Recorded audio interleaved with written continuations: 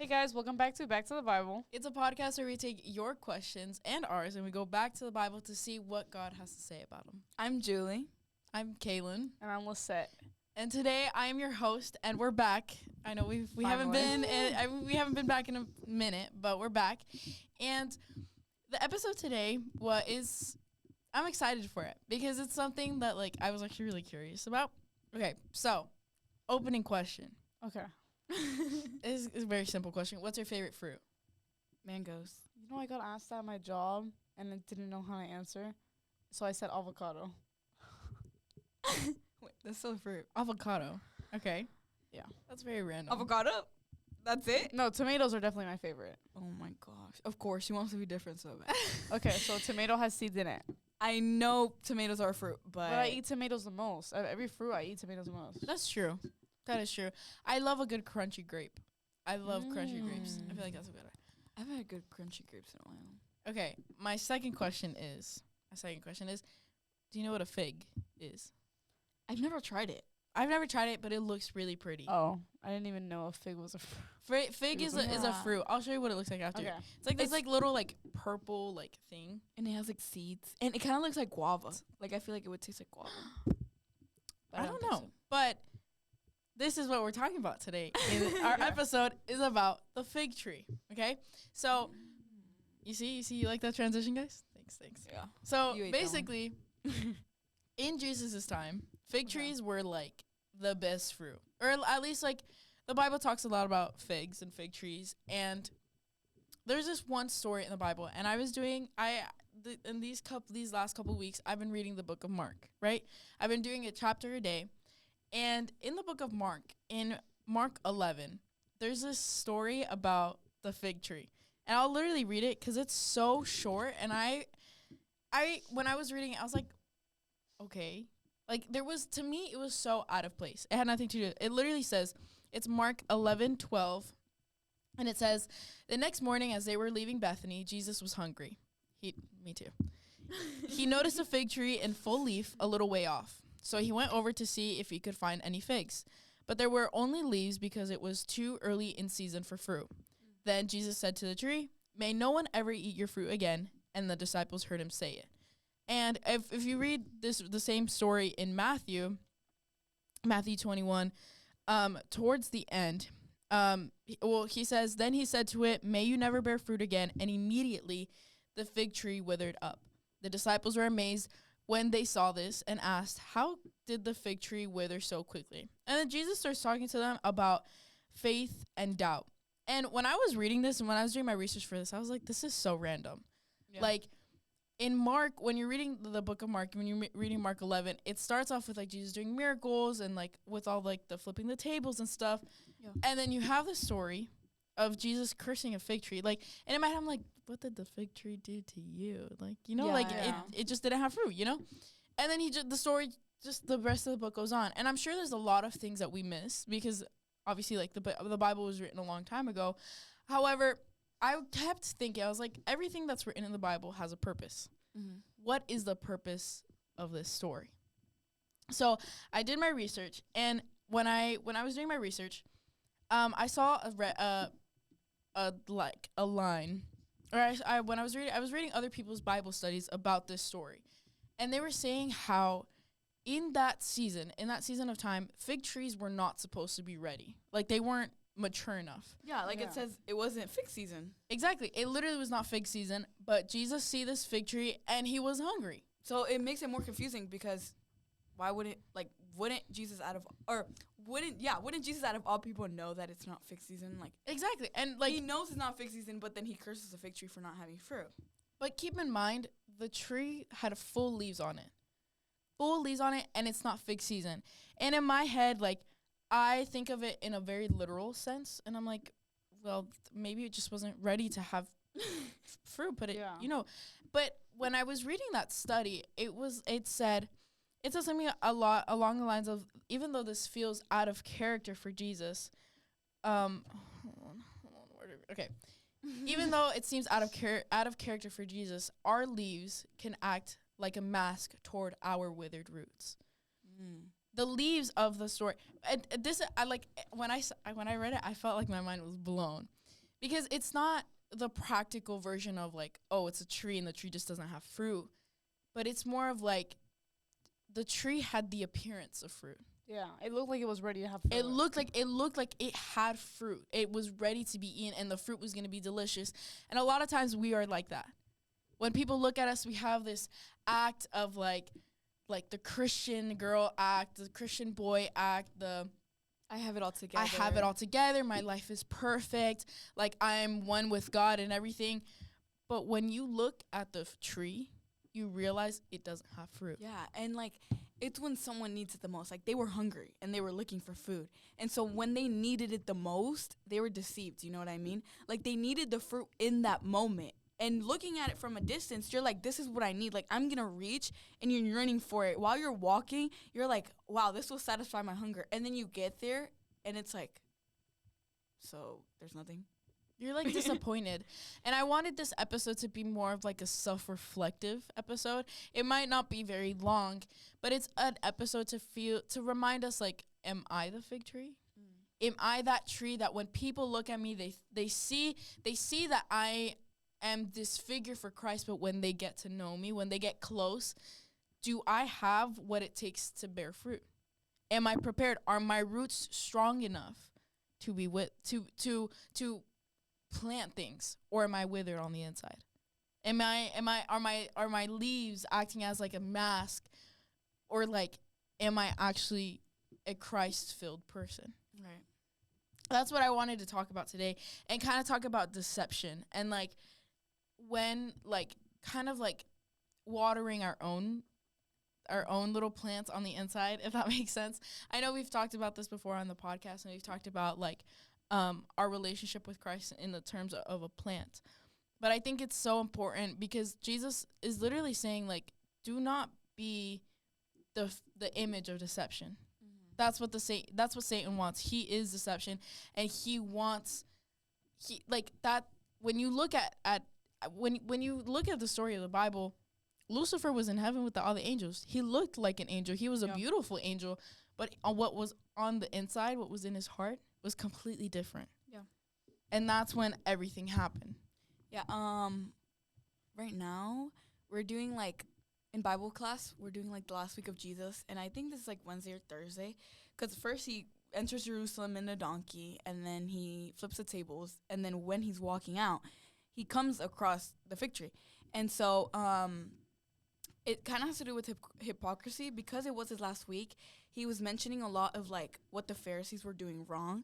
And so what they would do is like what Jesus is trying to point out and show to the disciples is that the leaders, the religious leaders, they put on this mask just like the fig tree, and they follow the law, but that doesn't mean that they actually have a relationship with God.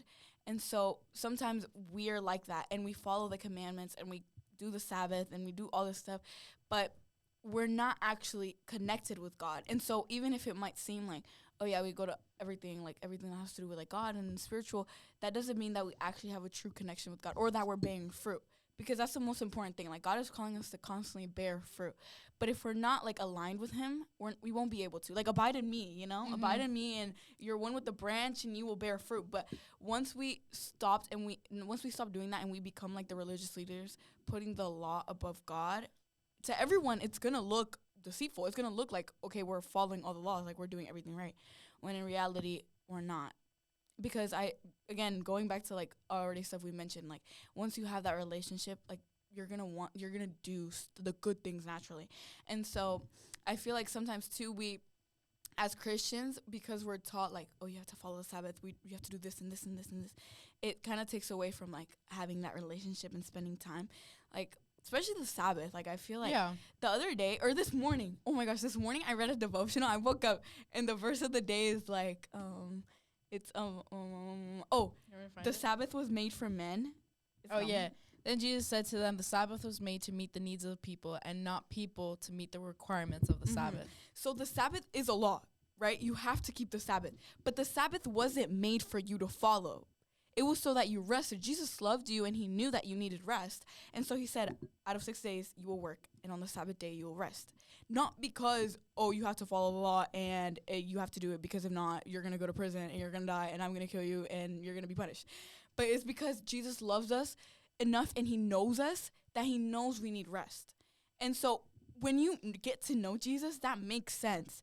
But when we put the law over it, we're not actually going to get rest. You know what I mean? It's not going to be as symbolic. It's not going to be as meaningful to us because we don't understand the meaning of the Sabbath. And so they followed these laws like, oh, don't do this on the Sabbath. Don't do this on the Sabbath. Like, for example, on that day, they would be like, oh, you can't, like, walk a certain step. Yeah, you can't walk a certain amount. You can't eat, like, from a farm or whatever. You have to have everything prepared. Yeah. And honestly, like, sorry to cut you off, but That's it's the idea of relationship versus religion. Mm-hmm. It's the difference between, yes, I may follow this religion, but that is not, because I follow this religion does not mean I have salvation. Right. Following a religion is not going to get you into heaven. It's going to help you live your life, but the only thing that's going to guarantee, well, your salvation is already guaranteed, but the only thing that you have to do to accept it is have a relationship with Christ, which is like the point of the fig tree story. Like, you may look like you have it all together. It may look like you have that relationship. You follow the religion to a T. You go to church every Saturday. You don't do things until sundown. You don't do this. You don't do that. You don't drink. You don't eat fast food. You don't do anything. But at the end of the day, do you have a relationship with Christ? It leads back to the why are you doing it? What is the root of why you're doing it? Because it's a religion? Because you just want to prove that your religion is better? Or because you truly believe it? Because you truly respect yourself, or you have so much respect for God, you have so much love for God and for the things that he does, and because of that relationship, out of respect, you believe that this religion is correct.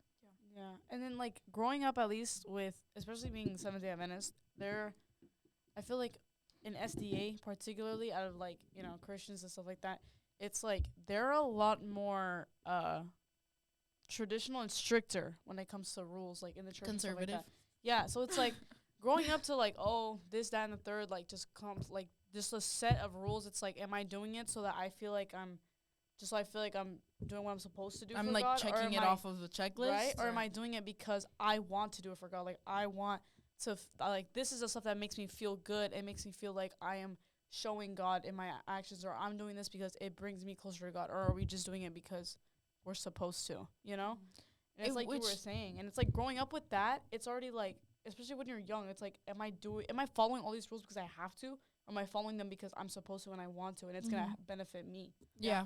I mean, and especially growing up in the church, and I feel like this is something a lot of people, I don't know if you've ever felt this because you came to the church very young, but as someone who grew up in the church and has been in the church for my entire life, it got to a point where, why am I here every Saturday? I'm old enough to decide. Obviously, I'm only 18. I'm not old enough to like be like, no, I'm not going to church on Saturday. But however, I am old enough to decide why I'm doing this. Am I just going to sit in the pews and just be annoyed and not do anything, or am I going to be involved? But why am I going to be involved? Right. Yeah. Because I actually believe that this is something that's worth it for my life, something that I feel like is something that God, like I actually believe in God and I actually believe in this relationship? Or is it because my parents told me to do it, so I'm doing it? And it's a scary idea, and it's something that whoever's listening to us, it's something for you to reflect on too, no matter your age as well, because sometimes we get so caught up in the routine. Literally, in the past couple Saturdays, I have not been home the entire Saturday, the entire day, where it's like I go to church. After I go to church, I eat lunch for like 2 seconds, but then I have to go to a meeting, or I have to do this, or I have something else planned. I have a practice. I have adventures. I have this. I have that. And sometimes it gets to a point where I'm like, why? Why am I doing all of this? And it's important to know your why, because that's the only way you're going to be fueled to do all these things. It's the only way that you're going to have the motivation to do it. Because at the end of the day, when you think about it, the fig tree, I learned this in my bio class, actually. Just putting it out there. Which is, I think that's also why I was also drawn to this, because I've been talking in my biology 2 class, I've been talking about plants and all that stuff for the past couple weeks. So, but a plant needs I want to say like the result of a plant is a fruit, is the flower after it. And because of the flower, then it can continue to grow.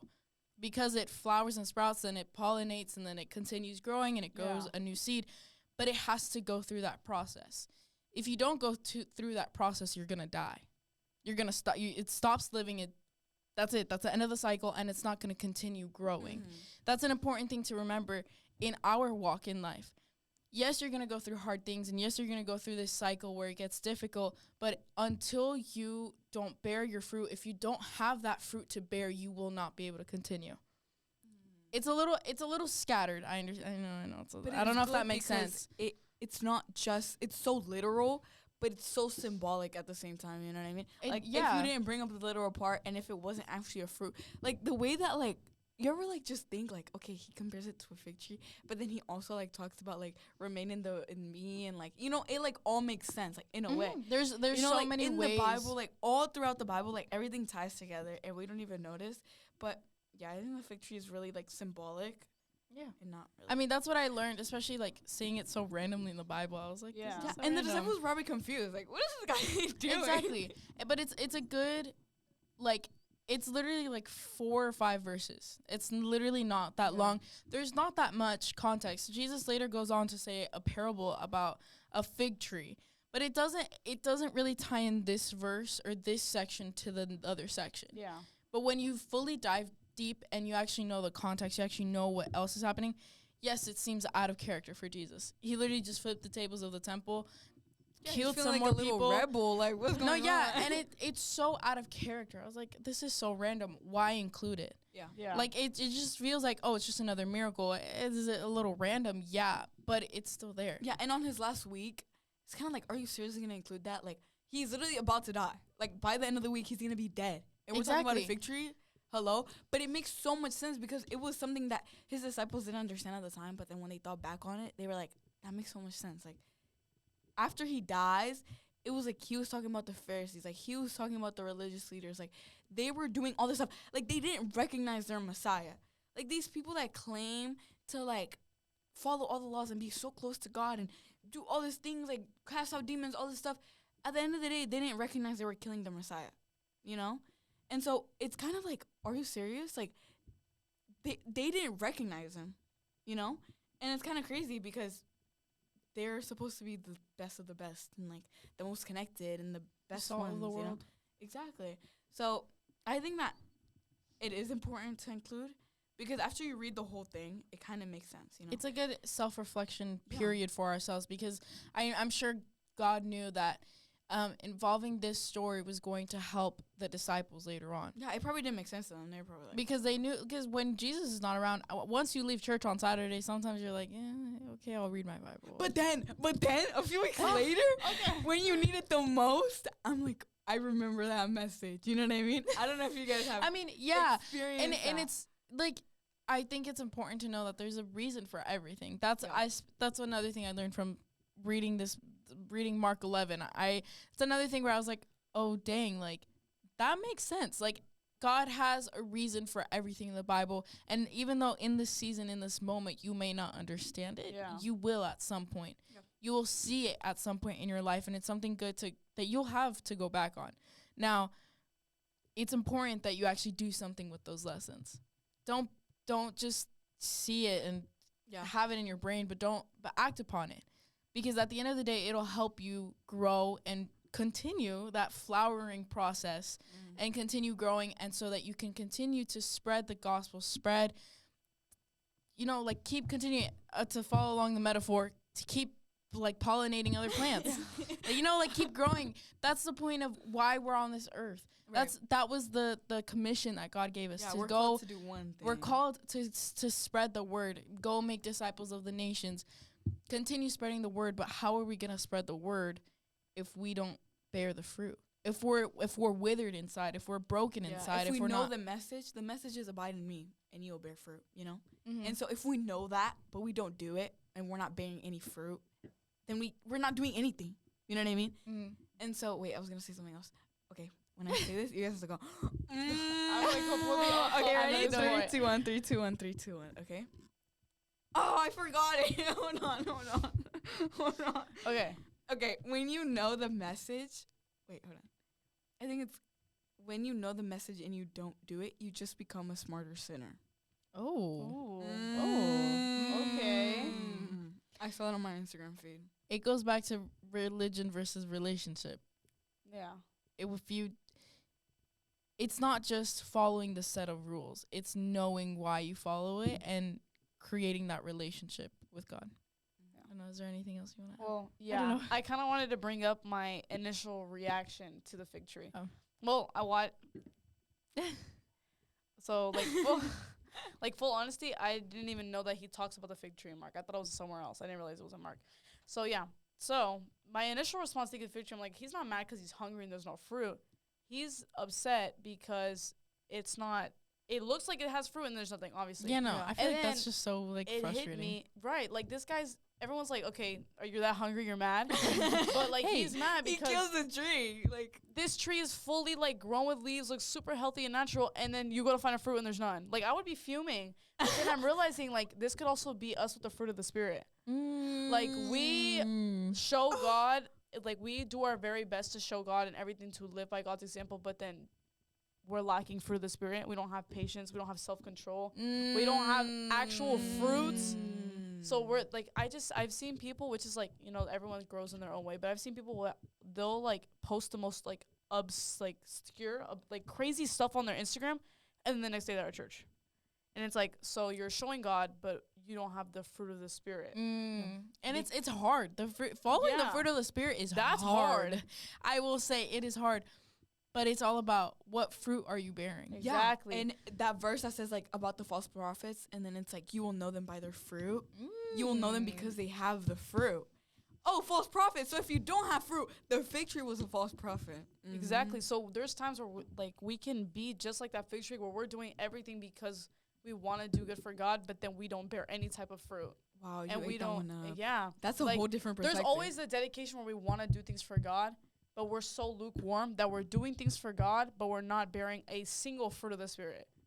Nothing. No joy, no peace, no patience, no Hold on. kindness, no faithfulness, no gentleness, no self-control.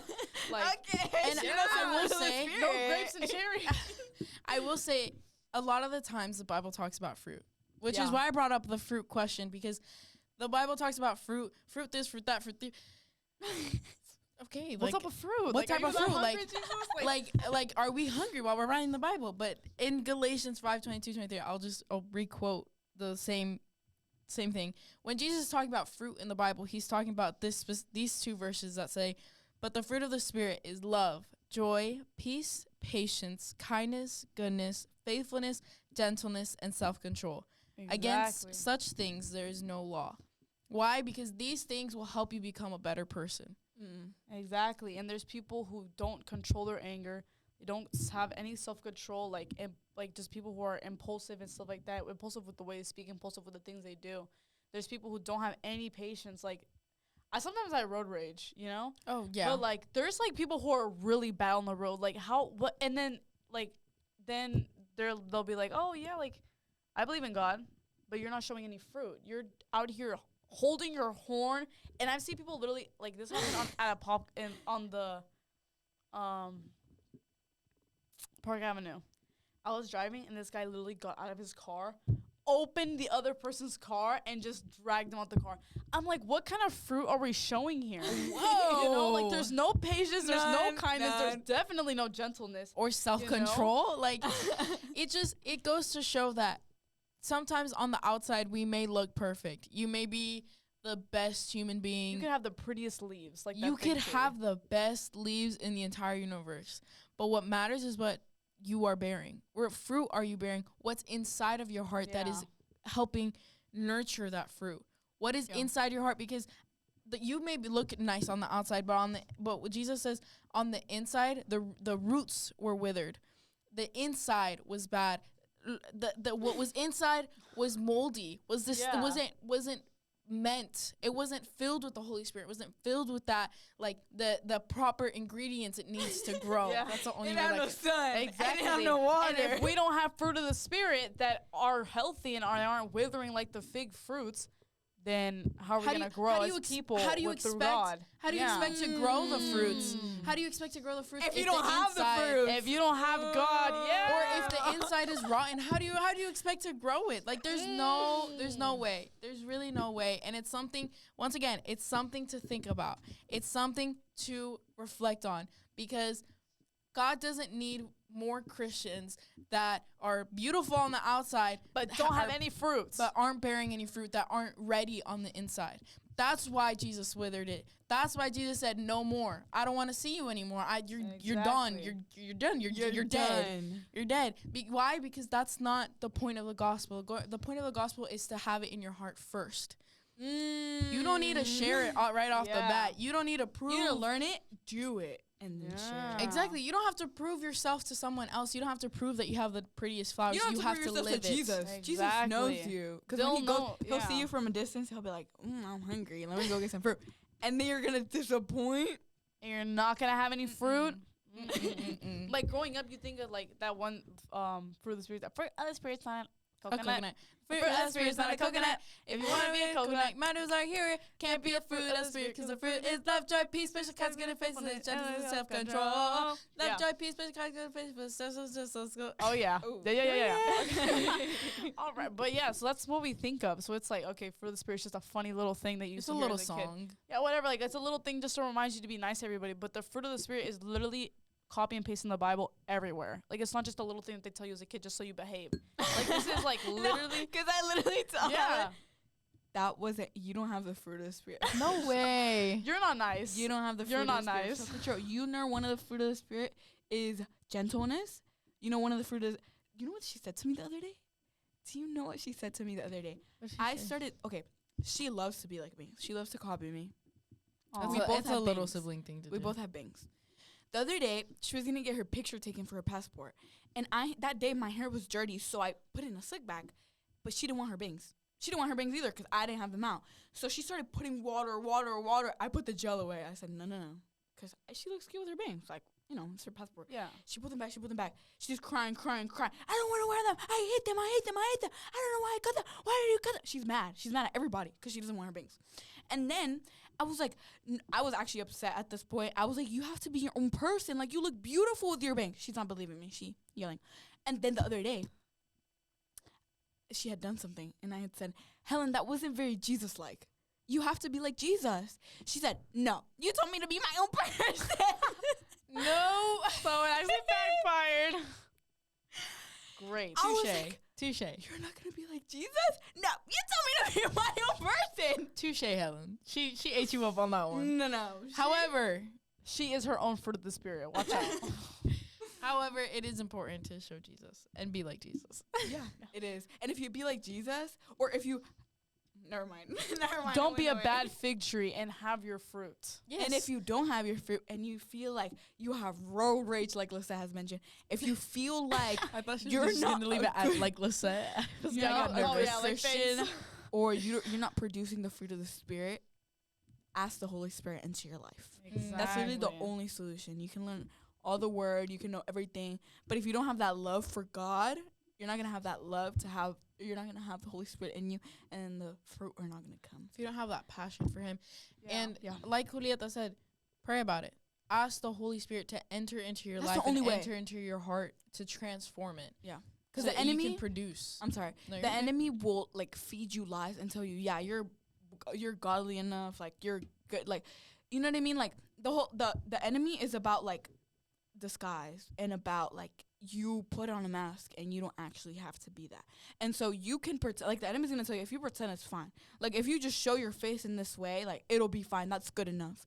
But God knows your heart and He knows your intentions. You can be all the gentleness and all the self-control in front of people. Yeah. But if you come home and you're doing all this stuff that defeats or contradicts everything you've done to show yourself, Jesus sees that. And you're not fooling, like, you can fool everybody, but you can't fool Jesus. Yeah, and the point isn't to, be able to fool and show off for everybody. The whole point is Yeah. to do good for God. So if He's seeing what you're doing all the time and how you're like, yeah, this, that, and the third, then Or you're you're going actually home, trying. You're getting home and you're just the complete opposite of what you're saying of yourself. It's not to make an impression on other people. You're making an impression for God. Yeah. And you're making the impressions that you're just doing it because you just Yeah, at the want end to of the seem day- like a great, fantastic, handy-dandy person. But at the end of the day, what are you doing for yourself? No, yeah. And at the end of the day, the people aren't going to choose your salvation. Like, they're not going to decide, well, oh, Lisette did an amazing job in her life. She gets to go to They're heaven. not part of the jury. Yeah. It's Yeah. just you and God. And so there's no reason to pretend, like, okay, fake it till you make it. And God sees that you're trying. but it's important to actually invite him because sometimes we want to do it without him completely.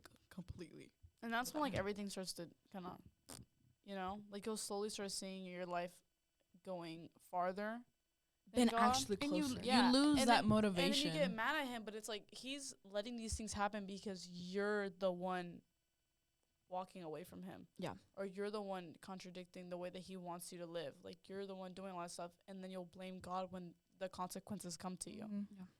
You know? But like at the end of the day, bearing every single fruit of the spirit isn't easy. That's not like you don't wake up in the morning like, okay, I have all of them fully recharged, It's hard. Like, Like that's why you ask God for help. That's why you gotta Exactly. ask God for the strength Every morning, every to day. go And through it every Plants day. get sick. The fruit doesn't grow. Like things like It's this true. happen. You go through seasons. Sometimes you need to be watered in order to grow. In order to give out You're in order full, yeah. to grow the fruit, you need to feed yourself with the nutrients. You need to water yourself. Fertilizer. You need you need fertilizer. You need to feed yourself because how are you gonna bear fruit? How are you gonna show other people Jesus if you're not feeding yourself? Exactly. So Period. That's all. No I think crumbs. with that we're gonna leave it. Yeah. It's a good episode and it's very self-reflective and I hope you guys kind of got the gist of what we're saying and just reflect on it. Let us know down in the comments if you feel like you or if you feel like a fig tree. if you feel like a fig tree. Let us know your What kind of fig favorite fruit. tree? Oh, true. That's Let us know your favorite fruit, but also let us know if I don't know. Does your fig tree have fruits or no? Yeah. Oh no! Yeah. What, actually, no. Let us know. We want to hear your thoughts. We want to know what you guys want to say. We want to know what your favorite fruit is. What's your favorite wait, what was it? What's your favorite fruit of the spirit? Mine is love. Which one is easiest for you? Which one do you find easiest to do? Which one do you find hardest? I think I find. Just put it in the comments. Okay. Yeah. Find it in the comments. And if you have any topics, questions, suggestions, anything you want to do for us to do, please let us know. Let us down in the comments and or on Instagram. It's at Back to the Bible. I think .pod_pod. Yeah, something like that. I think it's It's just back Or to go the to my Bible Instagram, julie.bmcx, and go to the bio and follow me, and then click back to So the Bible. she's doing her own promo right now. Follow it again. You'll find it if you put Back to the Bible in Instagram Yeah. or anything. Yeah. We're also on, if you're watching this on YouTube, we're on Spotify. And Yeah. if you're watching this on Spotify, We're on YouTube. But anyways, I think that is all. So we will see you next time. Bye. That was great. That was a good episode. Okay, Hello, ready? folks. Hey, y'all. What are you doing? It's dead already. Hey guys, welcome back to my YouTube channel.